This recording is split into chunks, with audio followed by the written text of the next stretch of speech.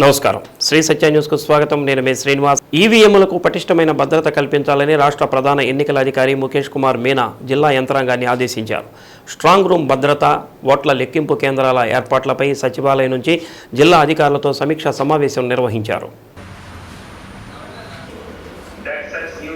ఈవీఎంలు భద్రపరిచిన స్ట్రాంగ్ రూముల వద్ద విద్యుత్ సరఫరాకు ఎలాంటి అంతరాయం లేకుండా చూడాలని అన్నారు స్ట్రాంగ్ రూములను కలెక్టర్ ఎస్పీ ప్రతిరోజు సందర్శించాలని ఆదేశించారు ఓట్ల లెక్కింపు కేంద్రాల వద్ద లోపల బయట సీసీ కెమెరాలు ఏర్పాటు చేయాలని సూచించారు ఓట్ల లెక్కింపు సందర్భంగా ఆయా కేంద్రాల వద్ద ఎలాంటి అవాంఛనీయ సంఘటనలకు తావు లేకుండా ముందస్తు చర్యలు చేపట్టాలని ఆదేశించారు సమావేశంలో జిల్లా collector Dinesh Kumar SP Garud Sumit Sunil JC Gopalakrishna DRO Srilatha ఆర్ఓలు Subbareddy Lokeswararao Nagajyothi John Irwin Srikumar collectorate AO Srikanth తదితరులు పాల్గొన్నారు.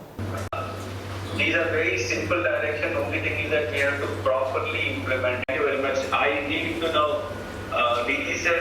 So for your that arrangement of law and order. Yeah. So couple of points I would like to maintain state regarding this security of the strong rooms.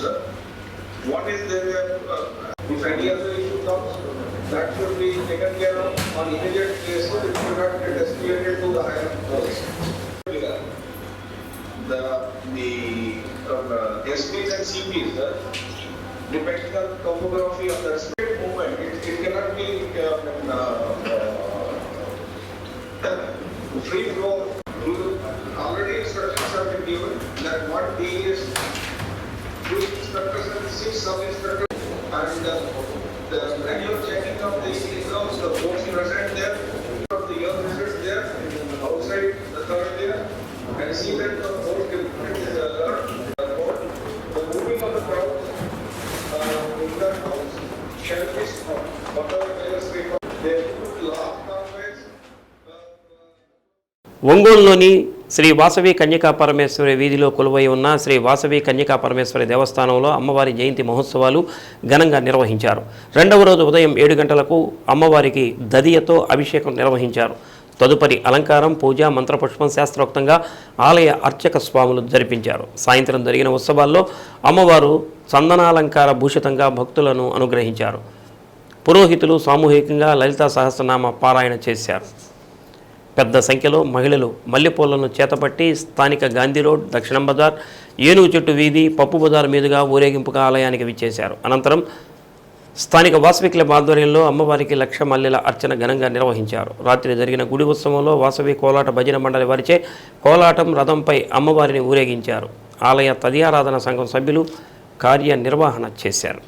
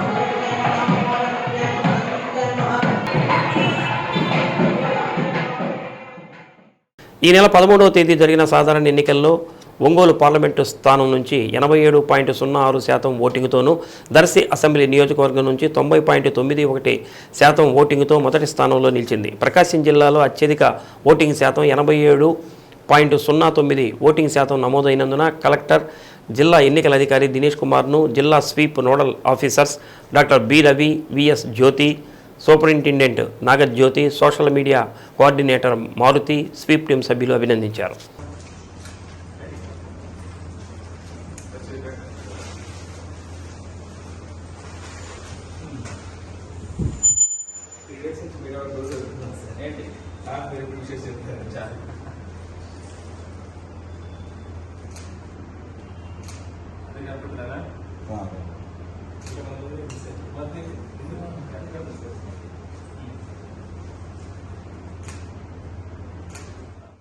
సైలెన్సర్లు మార్చుకుని పెద్ద శబ్దాలు చేస్తూ ప్రజలకు ఇబ్బందులు కలిగిస్తున్న ద్విచక్ర వాహనాలను జిల్లా ఎస్పీ ఆదేశాల మేరకు సీజ్ చేసి ఆర్టీఓ అధికారులకు అందజేస్తున్నట్లు 2వ పట్టణ ఇన్స్పెక్టర్ జగదీష్ బాబు తెలిపారు.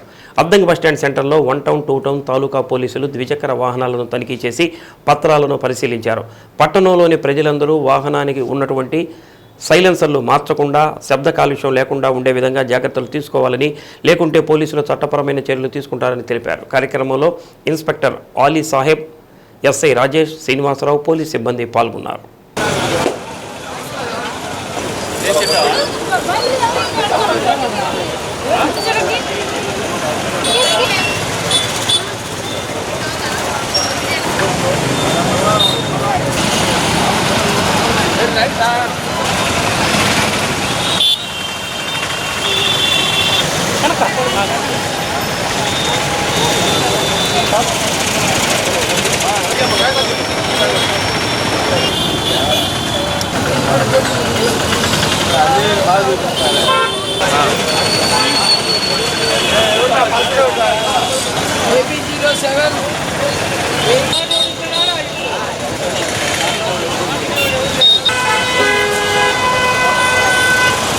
ప్రకాశం జిల్లా ఎస్పీ గారి ఆదేశాల మేరకు మేము ఒంగోలు పట్టణంలో 1 టౌన్ 2 టౌన్ కొత్తపట్నం తాలూకా అందరూ కలిపి స్పెషల్ డ్రైవ్ నిర్వహించడం జరుగుతుంది వెహికల్స్ మీద. దీంట్లో భాగంగా వెహికల్స్ ఎవరైనా మోడిఫైడ్ సైలెన్స్లు పెట్టినా సరే, అదేవిధంగా ఎటువంటి వ్యాలిడ్ రికార్డ్స్ లేకుండా నడిపినా సరే వాటిని అన్నింటినీ మేము సీజ్ చేసుకొని కన్సర్న్ మోటార్ వెహికల్ ఇన్స్పెక్టర్ గారికి పంపడం జరుగుతుంది. వాళ్ళు అక్కడ ఏ వెహికల్స్ ఏవే ఉన్నాయి, డాక్యుమెంట్స్ ఏవి లేవు అనేది చూసుకొని ఫైన్ వేసి పంపడమా సీజ్ చేయడం అనేది నిర్ణయించడం జరుగుతుంది. ఒంగోలు పట్టణం అందరికీ తెలియజేసింది ఏంటంటే, మనకి ర్యాలీలు కానీ ఈ జరిగేటప్పుడు ఈ సైలెన్స్లు మార్చుకొని సౌండ్ పొల్యూషన్ ఎక్కువ చేస్తూ కూడా తిరుగుతూ ఉన్నాయి వాహనాలు. అటువంటి వాహనాలు కూడా చాలా వరకు గుర్తించి ఒంగోలు పట్టణంలో సైలెన్స్లు తీపించడం జరిగింది. వాటి మీద ఫైన్ చేయడం కూడా జరిగింది, ఇంపోజ్ చేయడం. ఈ విధంగా ఎవరైనా తిరిగితే మాత్రం చట్ట ప్రకారంగా కఠిన చర్యలు తీసుకోబడతాయని తెలియజేస్తున్నాను. కార్యకర్తలకు టీడీపీ ఎల్లప్పుడూ అండగా ఉంటుందని, వారికి ఏ సమస్య వచ్చినా ఆదుకుంటామని పార్టీ ఒంగోలు పార్లమెంట్ అధ్యక్షుడు నూకసాని బాలాజీ అన్నారు. మండలంలోని బొట్లపాలెం గ్రామంలో సార్వత్రిక ఎన్నికల సమయంలో వైసీపీ మోకల దాడిలో గాయపడిన టీడీపీ కార్యకర్తలను మాజీ ఎమ్మెల్యే నారపశెట్టి పాపారావుతో కలిసి బాధిత ఇళ్లకు వెళ్లి పరామర్శించారు. ఓట్లు వేయడానికి వెళ్లిన బీసీలు వైసీపీకి ఓట్లు వేయడం లేదని, వారిపై విచక్షణారహితంగా దౌర్జన్యంగా దాడులకు పాల్పడ్డారని బాలాజీ విమర్శించారు. పోలీసులు ప్రేక్షక పాత్ర వహిస్తూ చూస్తున్నారే తప్ప ఎలాంటి చర్యలు చేపట్టలేదని, ముందు రోజే చర్యలు తీసుకుంటే ఇలాంటి ఘటనలు చోటు చేసుకునేవి కాదని అన్నారు. టీడీపీ కార్యకర్తలపై దాడి చేస్తే పోలీసులు ఇరు వర్గాలపై కేసులు పెట్టడం దారుణమని అన్నారు. దీనిపై తగిన మూల్యం చెల్లించుకోవాల్సి వస్తుందని అన్నారు. ఉన్నతాధికారులు దీనిపై పూర్తిగా సమగ్రంగా విచారించి న్యాయం చేయాలని నారపశెట్టి పాపారావు అన్నారు. కార్యక్రమంలో దర్శి పురపాలక సంస్థ చైర్మన్ నారపశెట్టి పిచ్చయ్య, నాయకులు మారెల వెంకటేశ్వర్లు, శాగం కొండారెడ్డి, మేడగం వెంకటేశ్వరరెడ్డి, అచ్చిరెడ్డి తదితరులు పాల్గొన్నారు.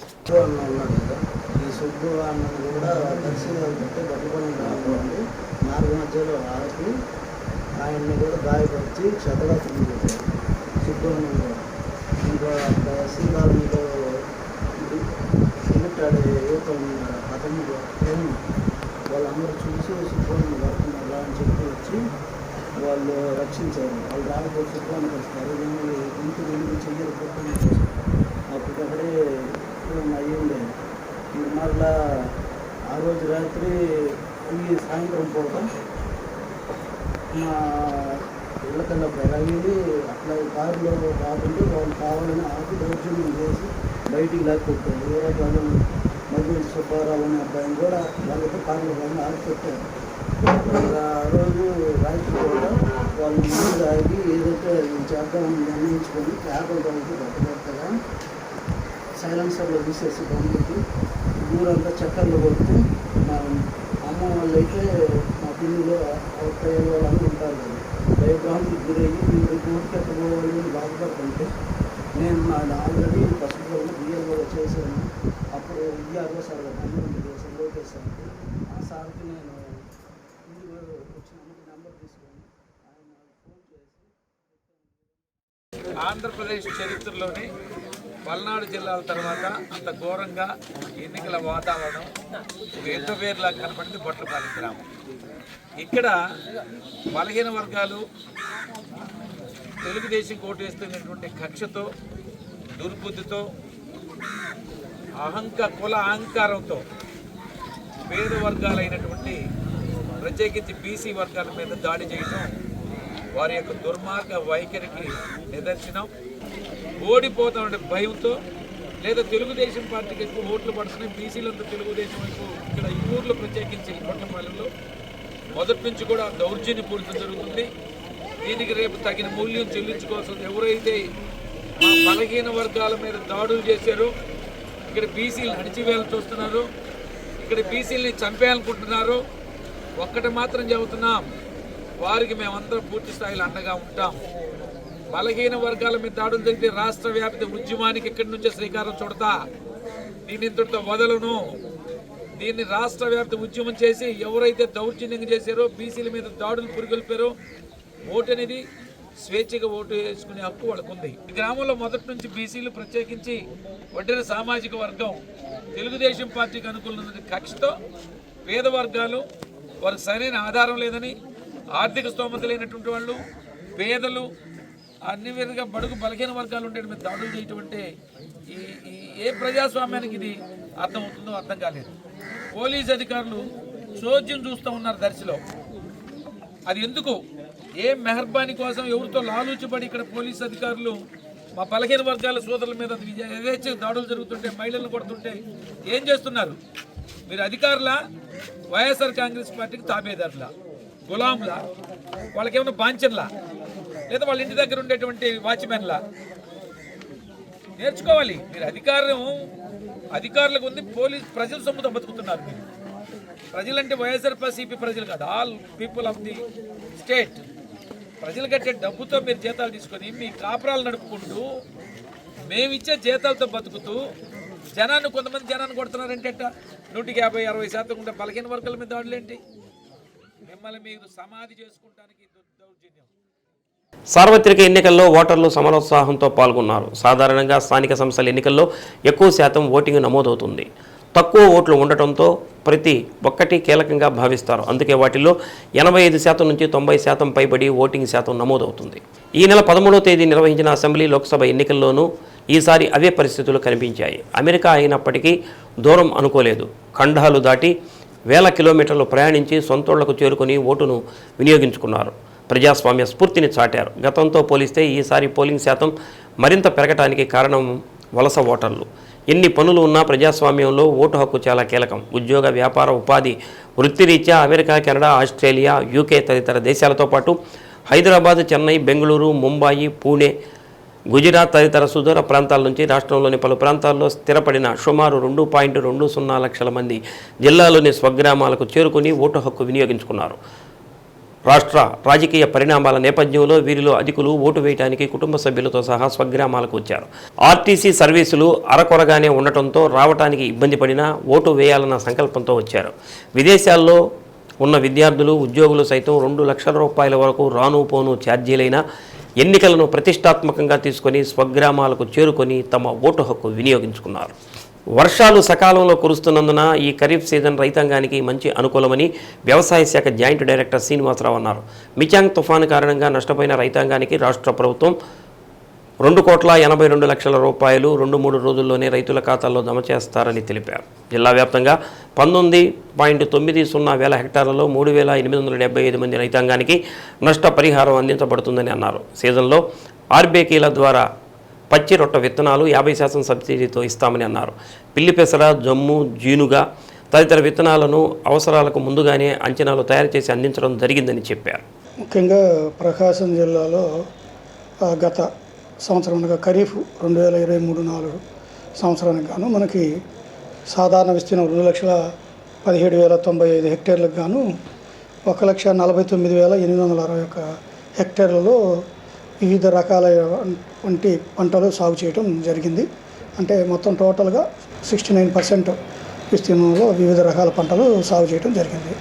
దీంట్లో ముఖ్యంగా మనకి ఎక్కువ విస్తీర్ణంలో వరి సాగు చేయడం జరిగింది. అదేవిధంగా మనకి ఈ కంది మనకి ఎక్కువ విస్తీర్ణంలో సాగు చేయడం జరిగింది. ఆ తర్వాత ప్రత్తి, అదేవిధంగా చిల్లీ, టొబాకో ఇవి మేజర్గా మనకి ఎక్కువ విస్తీర్ణంలో మనకి సాగు చేయటం అనేది జరిగింది. సో దీని ముఖ్యంగా ఈ సంవత్సరానికి సంబంధించి మనకి ముందుగానే మనం ఎంత విస్తీర్ణంలో సాగు చేయొచ్చు అంటే సరాసరిన మనకి ప్రభుత్వం వారు ఈ సంవత్సరం ఏ పంటలు ఎంతెంత విస్తీర్ణంలో గత 10 సంవత్సరాల నుంచి యావరేజ్ తీసుకొని మనకి క్యాలిక్యులేట్ చేసి పంపడం జరుగుతుంది. దాంట్లో భాగంగా మనకి ఈ సంవత్సరానికి 2,02,249 హెక్టార్లలో వివిధ రకాల పంటలు సాగు చేసేదానికి అవకాశం ఉందని మనకి తెలుస్తుంది. సో దీంట్లో కూడా మనకి ముఖ్యంగా మేజర్గా మనకి ఈ వరి ఎక్కడైతే మనకి ఈ ఎన్ఎస్పి ఏరియా ఉందో అక్కడంతా కూడా మేజర్గా మనకి ఈ వరిని సాగు చేయడం జరుగుతుంది. అయితే ఈ సంవత్సరం నార్మల్ ఏరియా నాకు తెలిసినంతవరకు 14,078 హెక్టార్లలో సాగు జరగచ్చు అనే ఉద్దేశంతో ఉంది. అదేవిధంగా ఆముదాలు చూసినట్లయితే లాస్ట్ ఇయర్ 1,295 హెక్టార్లో సాగు చేశారు. ఈ సంవత్సరం 1,723 హెక్టార్లో సాగుకు అవకాశం ఉందని మేము ఎక్స్పెక్ట్ చేస్తూ ఉన్నాం. సో ఈ విధంగా ఖరీఫ్కి అనేది మనం అనుకుంటున్నాము. అంటే మనకి గత సంవత్సరం 2,17,000 గాను 1,49,840 హెక్టార్లు పడింది. ఈ సంవత్సరం 2,249 హెక్టార్లకు గాను సాగు మనకు ఆశాజనకంగా ఉంటుంది. అంటే నేను అనుకోవడం 80% పైనే మనకి సాగు జరగచ్చు అని అనుకుంటున్నాం. ఎందుకంటే వాతావరణ శాఖ వారు తెలియజేసిన ప్రకారంగా మనకి నైరుతి ఋతుపవనాలు మనకి ఈ సంవత్సరం మనకి అంత అనుకూలంగా ఉంటుంది అనేది ప్రిడిక్షన్ ఉంది. సో అదే నిజం కాబోతుంది చూస్తుంటే వాతావరణ పరిస్థితులు. ఎందుకంటే మనకు వర్షం కూడా ఈ క్రితంతో పోల్చుకుంటే మే నెలలో ఇంత వర్షపాతం ఎప్పుడు నమోదు కాలేదు. కాబట్టి పంటలు అనేది వివిధ రకాల పంటల సరళి, అదేవిధంగా విస్తీర్ణం కూడా సాధారణ విస్తీర్ణంకి దగ్గరగా చేరుగా వెళ్ళేదానికి అవకాశం ఉందని అనుకుంటున్నాం. దీనికి సంబంధించి అన్ని రకాల ఏర్పాట్లు కూడా మేము వ్యవసాయ శాఖ తరఫున చేస్తూ ఉన్నాం. నష్టపరిహారం మనకి 2.89 కోట్లకి మనం ఆల్రెడీ మిచాన్ సైక్లోన్కి సంబంధించి మనం సబ్మిట్ చేయడం జరిగింది. ఆల్రెడీ ఆ అమౌంట్ కూడా శాంక్షన్ అయింది. మన గౌరవ సీఎం గారు మొన్న మార్చి 6వ తారీఖున కూడా బటన్ నొక్కడం జరిగింది. వివిధ కారణాల వల్ల ఆ అమౌంట్ పడకపోవడం జరగడం వల్ల ఎలక్షన్ కోడ్ దానివల్ల ఇప్పుడు ఆ అమౌంట్ని ఈరోజు కానీ రేపు కానీ ఆ టోటల్ అమౌంట్ని మనకి రైతుల యొక్క ఖాతాలో జమ చేయటం అనేది రైతులు 3,775 మంది రైతులు 1,990 హెక్టార్లు అండి. 3,775 మంది రైతులు 2,82,00,000 డబ్బులండి. ఇవి కూడా మనకి రైతుల ఖాతాల్లోకి జమ అవుతాయి. అదేవిధంగా ఎరువులు కూడా మనం ఒంగోలు సత్యనారాయణపురంలోని శ్రీ అనంత కోదండరామస్వామి వారి దేవాలయం ప్రాంగణంలో సీతమ్మ వారి జన్మదినోత్సవ వేడుకలు వైభవంగా జరిగాయి. శ్రీ సీతారామ లక్ష్మణ ఆంజనేయ స్వామి విగ్రహాలకు ప్రత్యేక అలంకరణతో పూజలు నిర్వహించారు. ఆల్ ఇండియా కళారంగం ప్రకాశం జిల్లా అధ్యక్షురాలు డాక్టర్ చల్లా నాగేశ్వరం ఆధ్వర్యంలో భక్తి సంగీత విభావరి నిర్వహించారు. గాయని గాయకులు మనోహర్, కోటేశ్వరరావు, శ్రీదేవి, చల్లా నాగేశ్వరమ్మ, లక్ష్మి తదితరులు పాడిన పాటలు అలరించాయి. చిన్నారులు ప్రదర్శించిన భరతనాట్యం విశేషంగా ఆకట్టుకుంది. కార్యక్రమంలో ఆలయ అధ్యక్షుడు వేమూరి శ్రీనివాసరావు, పూజారి రాము శర్మ, కిషోర్ కుమార్, ఆల్ ఇండియా కళారంగం కోశాధికారి చల్లా బాలకొండయ్య, భక్తులు అధిక సంఖ్యలో పాల్గొన్నారు. అనంత కోదండరామస్వామి దేవాలయ ప్రాంగణంలో జరుగుతున్నాము. మరి భక్తులందరూ కూడా త్వరగా ఆలయ ప్రాంగణానికి విచ్చేసి ఈ కార్యక్రమాన్ని జయప్రదం చేయవలసినదిగా మనం చూస్తున్నాం. శంకరా ఆద శరీరా పరా వేద విహారా జీవేశ్వర శంకరా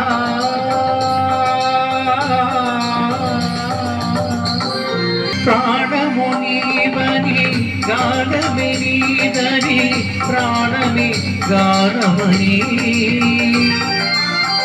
మౌన విచక్షణ గాన విలక్షణ రాగమి యోగమణి ప్రాణము నీవని గానమి నీదని ప్రాణమి గానమని శ్రీకో చెప్పడు శంఖ చక్రయుగమును చేదోయి సంధింపడు ఏ పరివారమును చీరడు అగ్రగపతి బంధింపడు ఆకర్ణి కాంతర ధన వీరము చక్కనొక్కడు నివాద చేలోచనమైన వీడడు గజ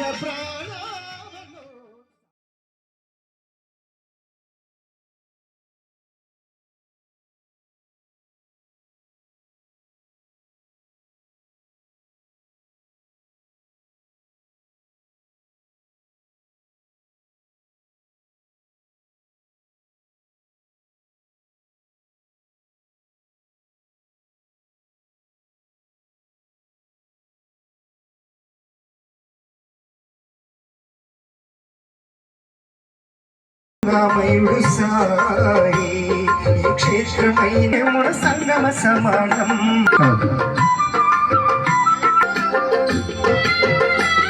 చాడు సర్వేశ్వరుడై తిరగలి చక్రం తిప్పి వ్యాధిని అరికాటాడు విష్ణు రూపుడై మహర్షామాకు మారుతి కాను మరికొందరికి దత్తాత్రేయుడుగా శరణం భక్తికి సాయి శరణం బాబా శరణం శరణం సాయి చరణం గంగా యమున సంగమ సమానం రామయుడు సాయి దివ్యమైన సాయి మా పాండురంగడు కరుణామయుడు సాయి ఈ క్షేత్రమైన జనమందరూ పూజించే శివలింగమా అర్థమవని ఆది భిక్షు అవతారమా ఆచరించి తెలిపే జీవిత సారమా నాగు పాము నీ మెడలో నాహారమా నరులని పురుగా ప్రయాణికులకు మెరుగైన సౌకర్యాలు ఏర్పాటు చేయడం కోసం ఆర్టీసీ డైల్ యువర్ డిఎం కార్యక్రమాన్ని నిర్వహించినట్లు ఒంగోలు డిపో మేనేజర్ ధర్మవరపు శ్రీనివాసరావు తెలిపారు. డైల్ యువర్ డిఎం కార్యక్రమం ద్వారా జిల్లాలో పలు గ్రామాలకు సంబంధించిన ప్రయాణికుల సౌకర్యార్థం బస్సులను ఏర్పాట్ల గురించి పలువురు విజ్ఞప్తి చేశారని అన్నారు. ఇంకొల్లు కొత్తపట్నం నుంచి హైదరాబాద్కు ప్రత్యేక సర్వీసులను ఏర్పాటు చేయడం కోసం ప్రయాణికులు విజ్ఞప్తి చేశారని అన్నారు. వివిధ రూట్లలో అదనపు బస్సుల సర్వీసులను అడగటం జరిగిందని, ప్రత్యేకంగా హైదరాబాద్కు వివిధ మండల కేంద్రాల నుంచి డిమాండ్ ఉందని అన్నారు. ఆర్ఎం దృష్టికి తీసుకువెళ్లి ప్రత్యేక సర్వీసుల ఏర్పాటు చేసే అవకాశాన్ని పరిశీలించడం జరుగుతుందని తెలిపారు. ఆర్టీసీ ప్రజలకు మరింత చేరువలో తీసుకురావడం కోసం ప్రతి నెల డైల్ యువర్ డిఎం అనే కార్యక్రమాన్ని మేము చేస్తున్నాము. ఆ కార్యక్రమం ద్వారా ప్రయాణికులకు ఏమైనా ఇబ్బందులు ఉన్నా, సర్వీసుల టైమింగ్స్ ఏమైనా మార్పులు ఉన్నా, నూతన సర్వీసులు ఏదైనా రూట్లలో కావాలన్నా వారి నుంచి అభిప్రాయాలు తీసుకొని తన సాధ్యాసాధ్యాలు పరిశీలించి పై అధికారుల ఆదేశానుసారము ఇంప్లిమెంట్ చేయడానికి మేము కృషి చేస్తున్నాము. అదే భాగంలో ఈ నెల కూడా డైల్ యువర్ డిఎం కార్యక్రమం జరగడం జరిగింది. దీనికి విశేష స్పందన కలిగి దాదాపు ఒక 10 మంది ప్రయాణికులు మాకు ఫోన్ చేయడం జరిగింది. అందులో ముఖ్యంగా ఇంకొల్లు నుంచి ప్రతిరోజు హైదరాబాద్కు ఒక బస్సు నడపవలసిందిగా కోరి ఉన్నారు. ఆల్రెడీ ఒక బస్సు నడుస్తూ ఉన్నది సూపర్ లగ్జరీ, ఇంకో బస్సు కూడా కావాలని, ప్రైవేట్ వాహనాలు ఎక్కువ అవుతున్నాయని తెలిపి ఉన్నారు. దాన్ని ఖచ్చితంగా పరిశీలించి ఇక్కడి నుంచి ఇంకొక బస్సు సూపర్ లగ్జరీ కానీ ఏదన్నా ఒంగోలు ఇంకొల్లు మీదుగా చిలకలూరుపేట హైదరాబాద్ పోయేటట్టు ప్లాన్ చేస్తామని చెప్పి ఉన్నాము.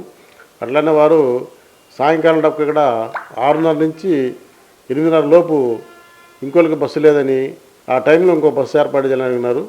దాన్ని కూడా పరిశీలించి ఖచ్చితంగా ఆ టైం గ్యాప్లో ఏదో ఒక సర్వీస్ ఇంట్రొడ్యూస్ చేసి ఇంకోలో ఒక బస్సు ఆపరేట్ చేయడానికి ప్రయత్నం చేస్తాము.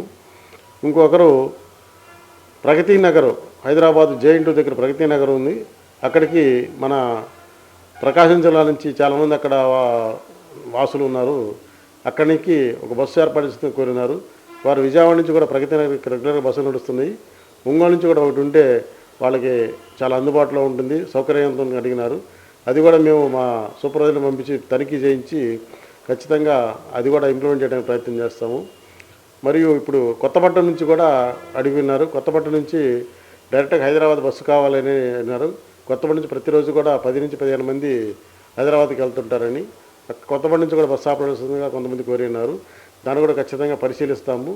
ఒకవేళ 20 మంది పైన ప్రతిరోజు ప్రయాణించే కనుక వీలుంటే అక్కడి నుంచి కొత్తపట్నం హైదరాబాద్ కూడా పరిశీలించి దాన్ని పై అధికారుల దృష్టికి తీసుకుపోయి అది కూడా నడపడానికి ప్రయత్నం చేస్తాము. అట్లనే కొత్తపట్నం నుంచి కూడా వేరే గారు కోరినారు. కొత్తపట్నం నుంచి చీరాల వయా ఒంగోలు ఉదయం ఒక సాయంకాలము బస్సు కావాలని కోరినారు. రెగ్యులర్గా కొత్తపట్నం నుంచి చీరాలకి పోతూ ఉంటారు జనాలు. డైరెక్ట్ బస్సు లేపటం వలన ఒంగోలు దిగి మరలా చీరాల బస్సు ఎక్కాల్సి వస్తుంది. మాకు డైరెక్ట్ బస్సు సౌకర్యం కల్పించమని అన్నారు. ఇది కూడా ఖచ్చితంగా మేము పరిశీలిస్తాము. సాధ్యాసాధ్యాలను చూసి పై అధికారుల దృష్టికి తీసుకుపోయి కొత్తపట్నం నుంచి చీరాల బస్సును కూడా ఆపరేట్ చేయడానికి ప్రయత్నం చేస్తామని తెలుస్తున్నాము. ముందు కూడా మన ప్రయాణికులు అందరూ కూడా వారికి ఏదైనా అసౌకర్యాలు ఉన్నా, కొత్త సర్వీసులు కావాలని ఉన్నా ఖచ్చితంగా మా దృష్టికి తీసుకొస్తే దాని సాధ్యాసాధ్యాలు చూసి ఖచ్చితంగా ఇంప్లిమెంట్ చేయడానికి ప్రయత్నం చేస్తాము. జిల్లాలోని గ్రంథాలయాల్లో జరుగుతున్న వేసవి విజ్ఞాన శిబిరాలను విద్యార్థులు సద్వినియోగం చేసుకోవాలని జిల్లా గ్రంథాలయ సంస్థ కార్యదర్శి కాసు ఆదిలక్ష్మి అన్నారు. ఒంగోలుతో పాటు జిల్లాలోని శాఖ గ్రంథాలయాల్లో వేసవి విజ్ఞాన శిబిరాలు జరుగుతున్నాయని అన్నారు. జూన్ 7వ తేదీ వరకు వేసవి విజ్ఞాన శిబిరాలు జరుగుతాయని వివరించారు. విద్యార్థుల విజ్ఞానం పెరిగే విధంగా పుస్తక పఠనంతో పాటు drawing, spoken English, hand writing, yoga వంటివి నేర్పిస్తామని అన్నారు. జిల్లాలో 10 నుంచి 15 ఏళ్ల లోపు వయసు కలిగిన పిల్లలను వారి తల్లిదండ్రులు సమీపంలోని గ్రంథాలయాలకు పంపి వేసవి విజ్ఞాన శిబిరాలు సద్వినియోగం చేసుకునేలా చూడాలని ఆదిలక్ష్మి కోరారు. ఆంధ్రప్రదేశ్ రాష్ట్ర ప్రభుత్వ పౌర గ్రంథాలయ సంచాలకుల వారు డాక్టర్ ఎంఆర్ ప్రసన్న కుమార్ గారు ఉత్తర్వుల మేరకు వేసవి శిక్షణ శిబిరాలు జరుపుతున్నాము. ప్రకాశం జిల్లాలో శాఖ గ్రంథాలయాన్ని వేసవి శిక్షణ శిబిరాలు ప్రారంభమైనాయి. అందులో భాగంగా పిల్లలు వచ్చి 6th క్లాస్ నుంచి 10th క్లాస్ వరకు పిల్లలు అందరూ వేసవి శిక్షణ శిబిరాలు వినియోగించుకోవాలని కోరుకుంటున్నాము. ఈ శిక్షణ శిబిరాల్లో మార్నింగ్ ఉదయం 8 గంటల నుంచి 11 దాకా జరుగును. ప్రతి గ్రంథాలయాలను శాఖ గ్రంథాలయంలో జరుగుతున్నాయి. తర్వాత ఈ కార్యక్రమంలో శిక్షణ శిబిరాల్లో వచ్చేసి వాళ్ళకుండే సృజనాత్మకంగా వెలికి తీయడానికి drawing, paper cuttings, reading skills, తర్వాత paper book reading, book review, తర్వాత డ్రాయింగ్, రకరకాల వాళ్ళు మ్యూజిక్, క్రాఫ్ట్, డ్యాన్స్, తర్వాత అట్లా వాళ్ళకి నేర్పిస్తారు. ఇందులో ఈ భాగంగా లెక్చర్స్, టీచర్స్ కూడా వాళ్ళు వాలంటరీగా వచ్చి నేర్పిస్తున్నారు. వారికి కావాల్సిన స్కిల్స్ పిల్లల్లో నైపుణ్యాన్ని వెలికిస్తున్నారు. చాలా మంచి ప్రోగ్రామ్ ఇది. కాబట్టి తల్లిదండ్రులకి చెప్పుకోవాల్సింది ఏమంటే మీ ఇంట్లో పిల్లల్ని వేసేలో వృధాగా సమయాన్ని వృధా చేయకుండా వాళ్ళు సెల్కి, టీవీలకు అడిక్ట్ కాకున్నట్టుగా గ్రంథాలయాలకు వచ్చి వాళ్ళు పిల్లల్ని ఈ 8 గంటల నుంచి ఉదయం మరి 11:30 దాకా ఉంటుంది. కాబట్టి ఈ సమయాన్ని వృధా చేయకుండా వాళ్ళు వినియోగించుకోవాలి. ఒంగోలు నగరంలోని మంగమూరు రోడ్లో గల శ్రీ అచలానంద ఆశ్రమంలో వీరబ్రహ్మేంద్ర స్వామి వారి ఆరాధనా మహోత్సవాలను ఘనంగా నిర్వహిస్తున్నారు. ఈ సందర్భంగా విశ్వశాంతి కోసం యజ్ఞం నిర్వహించారు. భక్తులు భక్తి శ్రద్ధలతో ఈ యజ్ఞంలో పాల్గొన్నారు. అనంతరం అచలానంద ఆశ్రమం స్వామీజీ పరిపూర్ణానంద పూర్ణాహుతిని జరిపించి భక్తులకు ఆశీర్వచనం అందజేశారు. భక్తులు అన్నప్రసాద వితరణ జరిపించారు.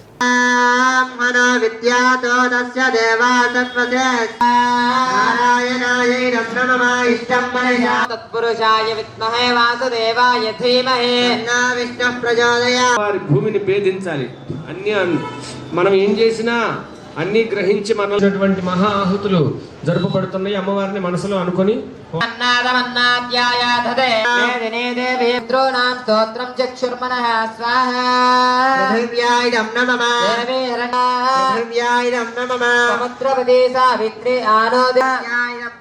విష్ణుపత్ని మహేం దేవీం మాధవీం నమామ్యచ్యుతవల్లభాం స్వాహా. త్రయస్త్రిగంసే భువనస్య పత్ని వివస్వద్ధానేభినో గృణాహి విష్ణుపత్యఘోరా దివ్యానుగ్రహ ప్రాప్తి సిద్ధ్యర్థం విశ్వకర్మ సూక్త మహామంత్ర హవనం కరిష్యే. నారాయణం మహాజ్ఞేయం విశ్వాత్మానం పరాయణాయణః పరః.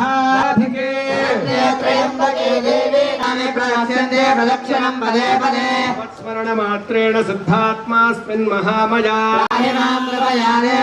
క్రియాహీనం ధ్యానావాహనాది షోడశోపచార పూజయాచావసర నైవేద్యాయ చ భగవాన్ సర్వది.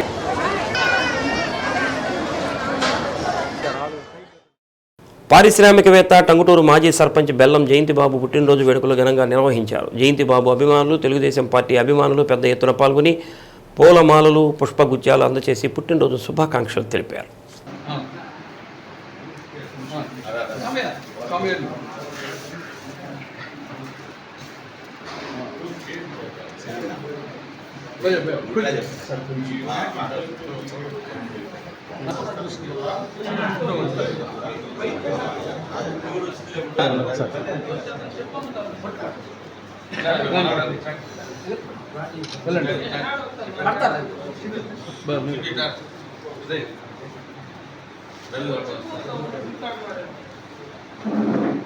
బాబు కొంచెం బ్యాక్ వెళ్తా.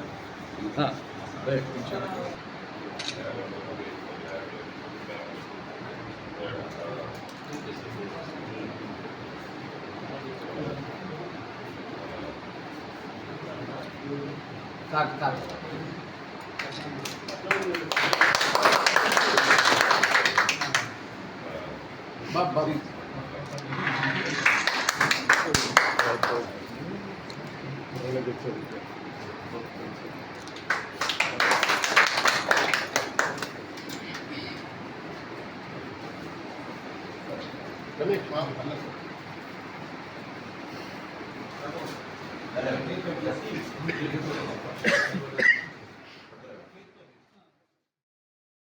శ్రీ సత్య న్యూస్లో నేటి మాట. లేనోడి చొక్కా చిరిగితే పేదరికం, ఉన్నోడి ఫ్యాంటు చిరిగితే ఫ్యాషన్. అంతే ఈ డబ్బుల ప్రపంచంలో. శ్రీ సత్య న్యూస్ ఇంతటితో సమాప్తం. నమస్కారం.